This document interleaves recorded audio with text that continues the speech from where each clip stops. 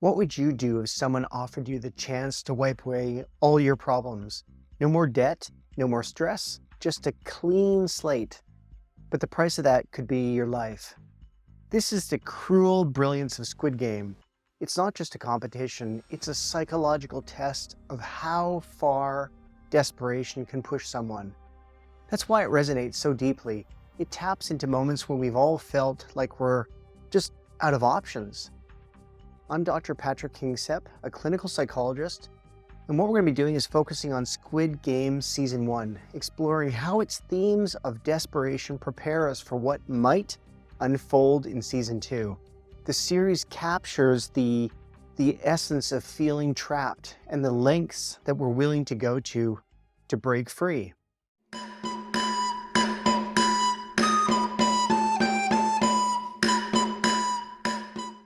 Now, desperation doesn't just make you feel stuck. It changes how you see the world. It turns bad options into the only options. In Squid Game, this theme runs through every choice the characters make, but it's particularly clear in Gi-hun's story. From the very first episode, we meet a man whose life is literally just kind of falling apart.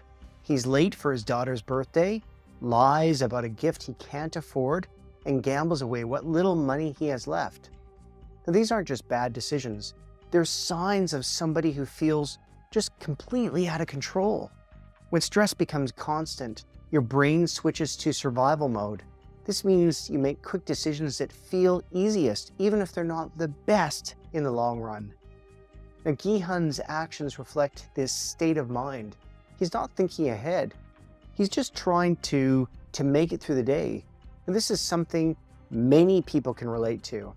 Whether it's working long hours to pay bills or grabbing unhealthy food because they're just too tired to cook, these choices come from the same place of exhaustion and pressure. What makes Gi-hun relatable is how human his struggles are. His desperation isn't unique to him. It's something we all experience when life feels just simply overwhelming.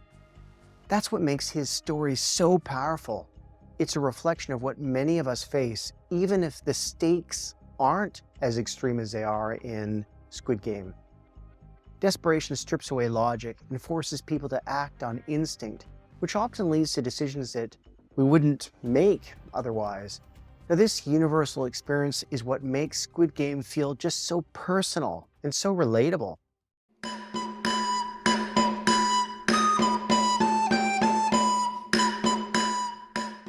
The people running the game know exactly who to target.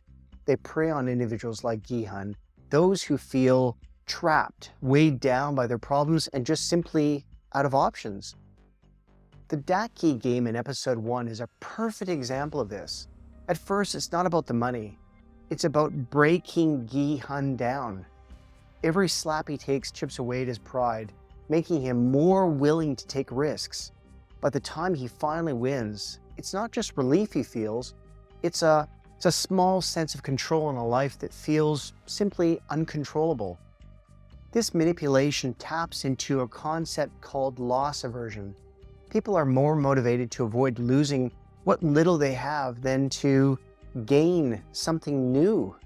For Gi-hun, the fear of staying stuck in his miserable life is stronger than the fear of the unknown. That's what makes the game so dangerous. It doesn't promise success, just a chance.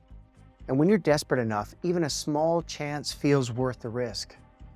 The parallels to real-life traps are striking. Payday loans, gambling, and other predatory systems thrive on people's desperation. These systems don't often offer real solutions. They sell hope. And just like in Squid Game, that hope often becomes a trap. The cycle of desperation feeds into itself as the very tools people turn to for relief often worsen the situation. This reflection on real-world exploitation is part of what makes this series just so impactful.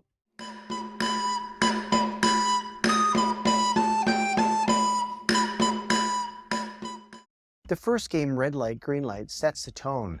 At first it seems playful, but when the first player is shot, the mood shifts completely.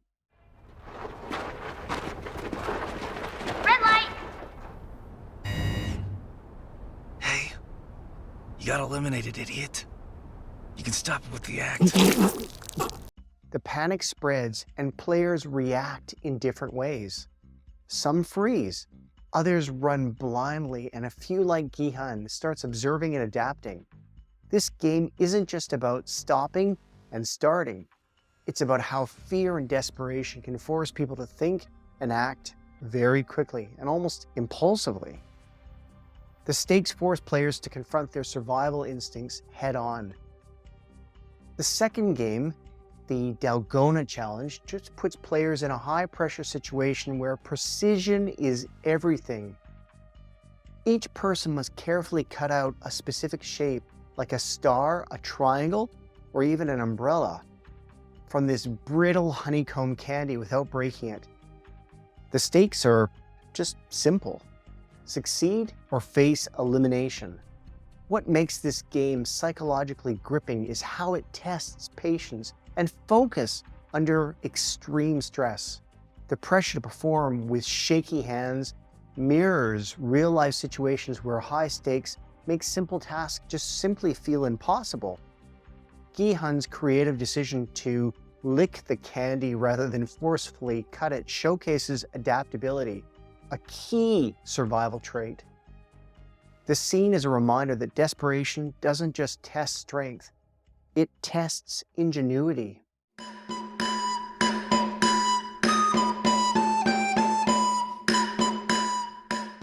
One of the hardest episodes to watch is the marble game in episode 6.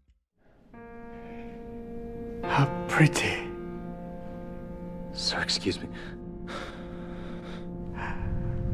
You will have 30 minutes for this game. This isn't just a game, it's a brutal test of how far someone will go to survive. Gi-hun is paired with Il-nam, and it starts with the intention of playing fair. But as the timer counts down and panic sets in, he makes a heartbreaking choice. He tricks Il-nam, exploiting his trust to save himself. Now the guilt is clear on Gi-hun's face, but in that moment, he feels like he has no other option but survival. So this moment showcases the darkest side of desperation. It forces people to cross lines they never thought they would. Gi-hun didn't wake up planning to betray someone, but the pressure pushed him to that point. So even though he survives, the guilt stays with him, showing that survival doesn't erase the consequences of his actions. His internal conflict is palpable.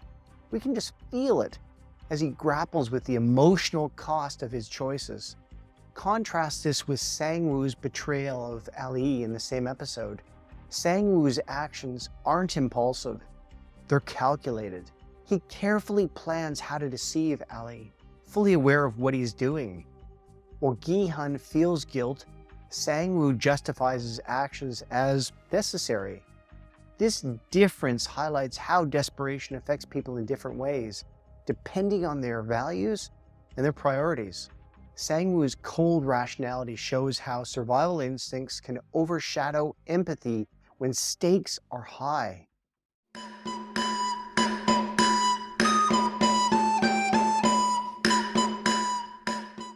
Now, the games in Squid Game aren't just challenges. They're psychological traps designed to push players to the limit. By turning childhood games into deadly competitions, the series creates this tension that's impossible to ignore. Oh, please, I don't want to die. Let go, what are you doing? These games take familiar, innocent activities and warp them into horrifying tests of character and resolve. The tug of war adds another layer of complexity.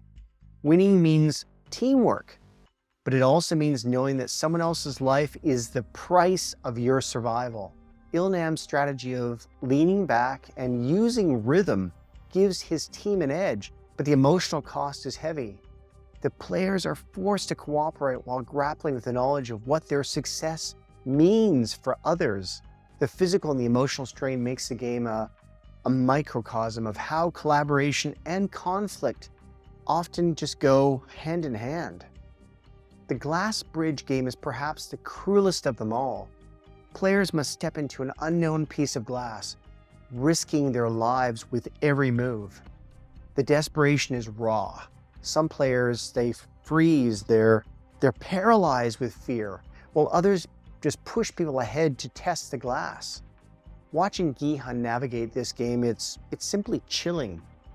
It's a metaphor for real-life decisions where every step feels like it could shatter beneath you. The weight of each decision is magnified by the stakes, showing how fear can simply cloud judgment. He's gone. Now, the Midnight Riots, though it's not really an official game, it amplifies the psychological stakes. With no rules, the dormitory becomes a battlefield. Alliances, they're tested, and the weakest are targeted. For Gi-hun, this moment is a turning point. He realizes that survival isn't just about strength. It's about finding people that you can trust. So this chaos, it shows how desperation can strip away humanity, but also highlights the power of connection. So in a place designed to divide, the need for allies becomes a lifeline.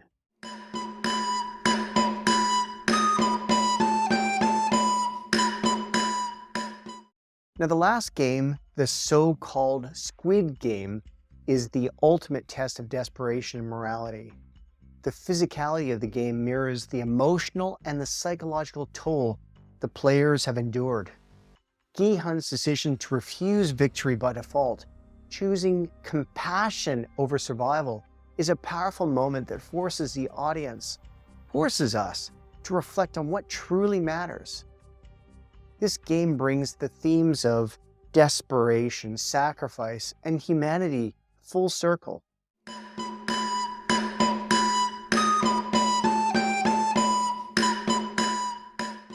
Now, even in its darkest moments, Squid Game offers glimpses of redemption.